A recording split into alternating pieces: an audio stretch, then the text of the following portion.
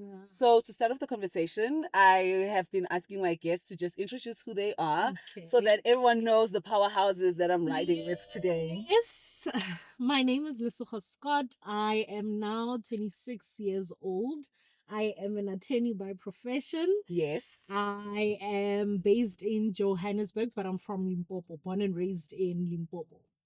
I love that. So we're in the final year of the summit, and of course, I'm doing these reflective conversations with everyone who I've seen kind of just bloom as Yeah. part of this experience. When Yeah. you think about the first summit that you attended, the first Agenda Women experience that you attended, what specific memory comes up for you?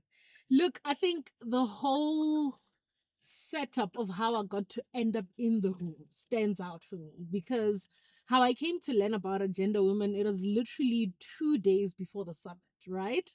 And at the point, there were advertisements for volunteers, right? Applied to be a volunteer and I was rejected. I'm like, how does this happen? And then the Thursday before the summit, then Nedbank puts up an advertisement to have conversations around finances and financial freedom for young Black women. I then put up my hand, but at that point, because I had already been rejected Yes. for somewhat a lesser opportunity, I was thinking I am literally gambling. Friday evening before the summit, I get the call. But I missed the call because I'm showering. And then as I get out of the shower, then I like get the details of whose number it is that phoned me. Then I realized it was you. Yeah. I'm like, there's no way. I literally blew up your phone until you answered. Then we ultimately had the conversation and you said to me, you'll be on stage tomorrow. I think from that moment all the way through to coming in the morning and witnessing the conversation you were having with Lira at the time. In the morning, I remember. Yes, you had a conversation with Lira in the morning, and just looking at the caliber of women who were sitting in that room, the thoughts that went on in my mind is, look, I knew Agenda Women is huge, Yeah. but to sort of conceptualize the idea of sitting on the very chair that you have those women in and being part of the panel that is going to close off the event. I think just those moments, I remember it vividly because in that moment, there's a part of me that says, you're not going to make the cut, even though you have confirmed that Yeah. you've made the cut, you're going to be on Wow. stage. So as they were having the conversations, as people are getting applauded, literally from every sentence they utter, I'm thinking, I get how am I going you. to get the crowd to receive me? How am I going to get the crowd to understand my story? Because I had never told my story before then. So in my mind, I'm thinking there's nothing about it that stands out. Yeah. And hence, when I got on stage and the one opportunity we had to speak, I was like, since it's an ordinary story, in any case, I might as well tell it authentically. Yeah. And in telling my story authentically, I remember there was a point where I was in tears. Yeah, and the I was done. literally, I and the was crowd absolutely was done. literally undone. And I'm thinking, just look at how God works. And that for me is the one memory that sticks out each time I think about the summit. How I Yeah. walked into the room being one person and walked out of the room being a completely different person who attracts opportunities and people who are prepared to invest in my growth, to invest in how I perceive myself, to invest in the kind of rooms that I now have access to. I still remember calling you. I had called a couple of people before you. Yeah. And when that moment happened, Yeah. Yeah. Oh man. I'm not I'm supposed to crying do my job. I'm not And I crying have makeup on. today. Okay, so I don't even have tissue in this Yeah. car. Ah, that was not supposed to happen. But I remember Yeah. I had called a couple of people before I eventually called you. Mm, And when you got on stage and that moment happened, yeah. it was just like, this is why. Yeah. This is why everyone else had to Wasn't say available. no. Yeah. Because that stage Yeah. and that moment was always Yeah. yours. When you think about that moment, what has been the ripple effect of being on that stage and telling Yeah. your story? Yeah. There's so many. There is so many. But the one that I can think about that continues to change my life until this very day is having met my first mentor. Yeah. The panel that was before ours happened to have Yolanda Kluba, and she was part of the panel. I wasn't able to listen to the full conversation because we had to go backstage and get mic'd. But from the parts of the conversation that I had, I knew I needed to have a conversation with her after that. In my head, I did not imagine mentorship because even with that opportunity, even with being in the room, my mind still didn't imagine I am someone deserving of that, someone deserving of attention from someone like that. And the ripple effect of having gone onto that stage and having gotten the applause of women, till today, I'm just like, God, if I can be half the woman she is.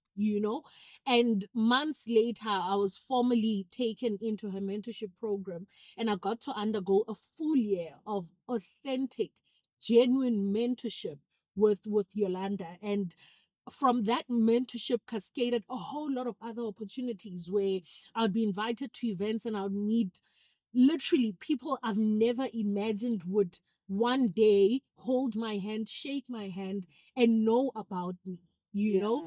There's so many names, but that is the one effect of having been in the room and having been on that stage. The other effect I literally refer to it as well, how I perceive myself. Because from that moment you realize, if I am a woman deserving of being on that stage alongside the women who are on that stage with me, I am a woman deserving of everything. Yeah. So from that moment, I knew that whatever I do not get is what I do not want or what I am not prepared for. But not because there's anything about it that, it's for a peculiar kind of people. Yeah, not because you're not worthy. Literally. Yeah. Literally. So it's been so many. It has been so many. I think of it as a moment of we come as girls and we leave as women. Yeah. That was the moment for me where you walk in and you can almost touch the change in the environment, in the season of your life that you are in, from just an event, as people call it. Yeah. So that has been the impact for me. I'm curious. Yes. What season were you in your life at that time? Sure. This was in 2023. Mm-hmm. So I'm now in year 2 of my articles as a candidate legal practitioner. Year 2 in Johannesburg, a very big city, and I'm still trying to understand, what do I stand to offer here? Wait, did you come from home when you came to the summit? No. Oh, okay. So okay. I was coming from home, isn't from Limpopo. Yes. No. Okay. So okay. a year before then, I was based in Cape Town for studying reasons. Okay. And in Cape Town, I had sort of established myself as a person who's, one, an activist, and two, does work to sort of advance, access to certain socioeconomic needs. So I knew my niche and I knew what it is that I sort of stand to offer in Cape Town. Yeah. You moved to Johannesburg. 2022 was quite, it was a quiet year for me. And in my head, I'm thinking I've sort of become just another person. And coming from a space where you offer much and you're able to link the work you do to the impact it has to people, I sort of had some identity crisis of sorts, in a big city where I am employed, I live in my own apartment, I have a car, I'm young, but what then? So when I got the call, it sort of discovered me in Johannesburg, but beyond Johannesburg, because then, like I said, I got to meet national figures through the people that I met at the summit. Yeah. And I got to have people say, "Hi, are you Lesego from Agenda Woman?" Yes. Like, yes, I am. Even in provinces outside of Gauteng, by the way, and being associated not only with Agenda Woman, but with that moment is what identified that. Before then, I was in a season when people couldn't say what it is that I am doing, what it is that I am known for beyond the work that I do, that I'm employed to do. Yeah. So the season was very much, it was unclear where I was going. And for someone who had always done something, it was quite an uncomfortable space to be in. I get you. Yes. I get you. And when you think about the whole day, I mean, it was by far actually like one of my favorite Agenda Women Summits, the 2023 Summer Place Summit. Yeah. When you think about the day and the conversations that were taking place, is there a specific moment in the day or conversation that you heard on stage that started to really shift what you were understanding about who you were, the room, and what the possibilities could be? I'm going to be biased on this one. I know, but it's I know. definitely the conversation we had, and particularly with Dr. Frank. I love Dr. Frank. I love with Dr. Frank. Dr. Frank and how he sort of decoded the way we look at money and the way we attach financial security to savings, and how he then moved the conversation to say, savings are well and great, but there must be a point where you release your money to go work for you. Yeah. Yeah. So that conversation, because I'm a big saver, I used to believe that I can save my way penny out pincher. of Is that your money personality? Literally. I used to believe I can save my way out of poverty. Yeah. But then you realize that the money is not growing. Yeah. And that inflation and all those other factors are kicking in and your money is not moving at a pace outruns all of those factors. So I think that conversation and how we relate to money, and that even the savings, it's not from a place of financial liberation. It's from a place of, if I have a fixed amount of money sitting that is not doing anything, I feel secure and I feel like there is some sort of a distance between myself and poverty. Yeah. But then he then said, at some point, you must give your money permission to go work for you. Yeah. And before it works for you and it is profitable, you are going to make certain financial mistakes. Yes. You can't, there's no amount of financial education that will, free you from that experience. Yeah. So I think that financial conversation for me was, it definitely was the star of the moment. One of the things that I always hear women talk about, which I don't like talking about, but might be very important to kind of get into. When I created Agenda Woman, it came from a place of just having really amazing relationships with women. Yeah. You've been in the room, you know the energy, you know how everyone is championing everyone, you know how the goodness and the purity at which people engage with each other. How has being in a space that reflects that kind of relationship amongst women shifted the way that you see yourself as a woman, but also you see yourself against the stories of other women?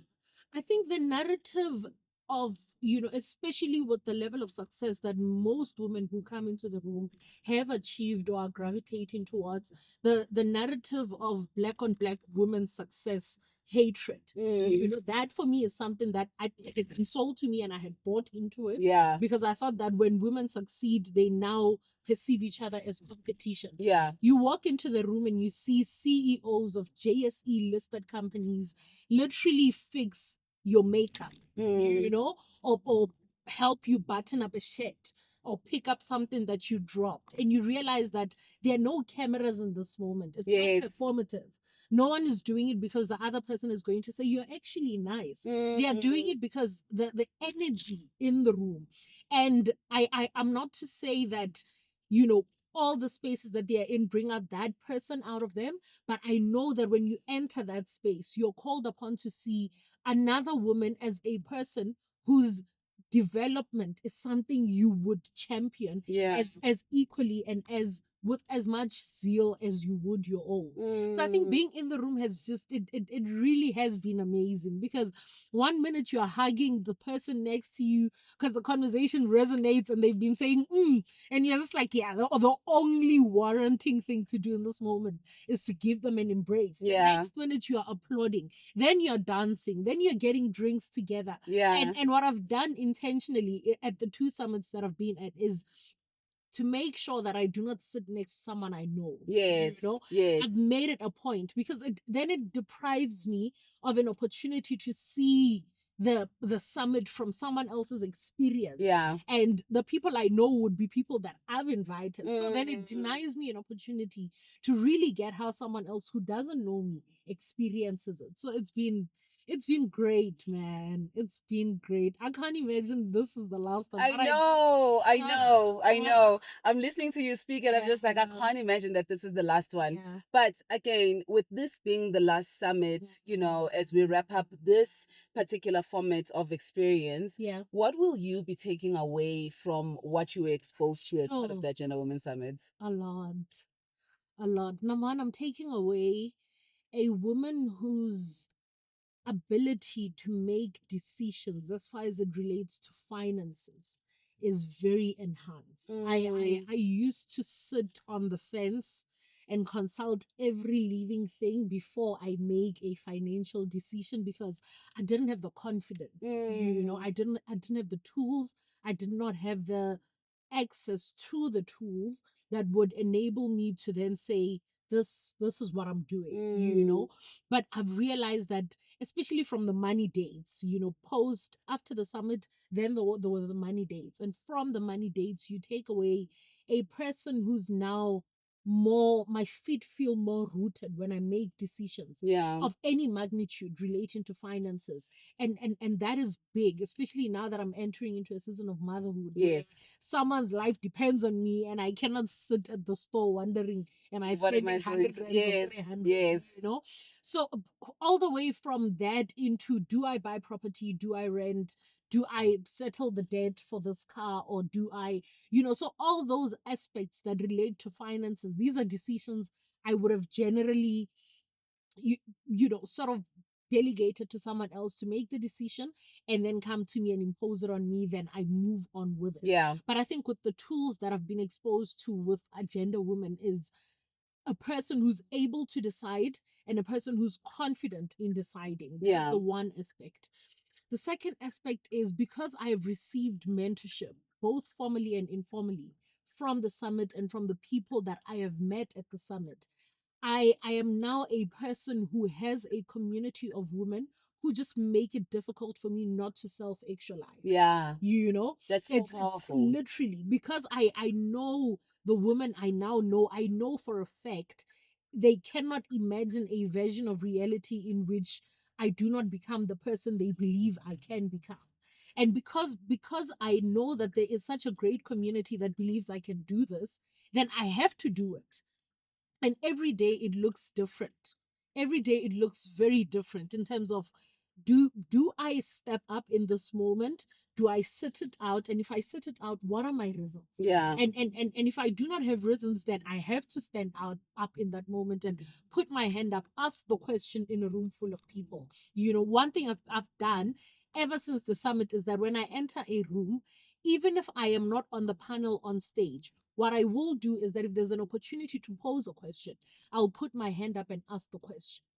And in asking the question, I will make sure that the audience that I'm targeting, whose attention I'm targeting, gets to give me their attention. Yeah. So that when we get out of the room and I just want a handshake in that moment, they're able to recognize that this is the girl who posed this question. Yeah. And that's not the person I was before the summit. Yeah. That I was so timid. I was so timid because in my head I'm thinking someone else is gonna ask the question. Yeah. But now I'm able to say, in a room full of people where I am not on stage, how do I make myself memorable? How do I stand out in this crowd? And I've learned ways to do that. So that is the other thing that I'm taking out of the summit and out of the work that Agenda Women has done through the summit and through the events that have cascaded from that, like your money dates and the master classes. And the master classes. The master classes. I actually love that you mentioned that, because I think it's such a powerful way in which you show up. Yeah. You are able to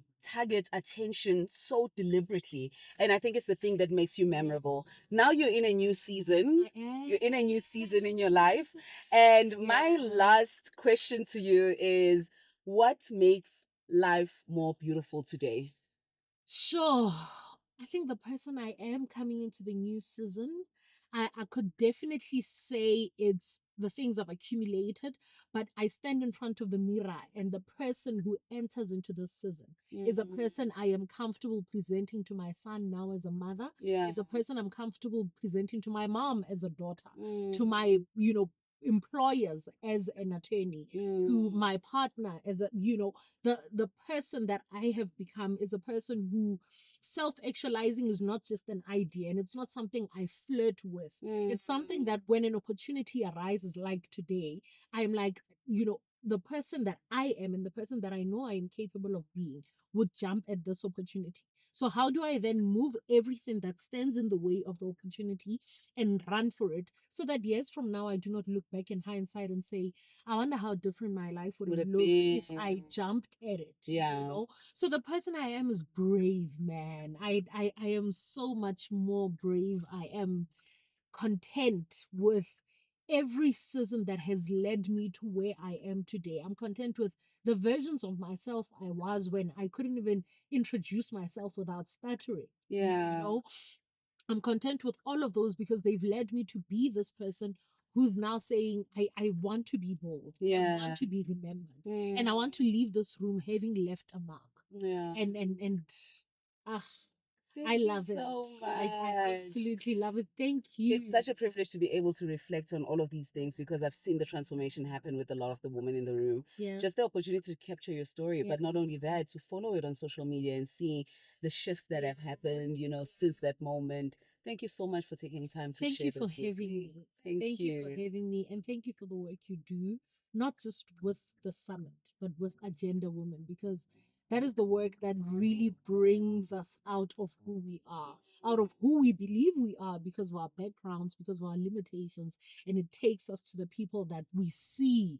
Or I can become this person. The person in front of me has literally, most of the women that you've brought into the room barely come from wealth. They barely come from generations of connections and of people who can take them into a room full of presidents. They all worked it up, and all it took was for them to look at themselves in the mirror and say, I am the woman for the moment. Yeah. And that is the work that Agenda Woman does, and that is the work that it has done for me, and it continues to do. Thank you so much. Thank you. Thank you for Thank you so much. that was so good.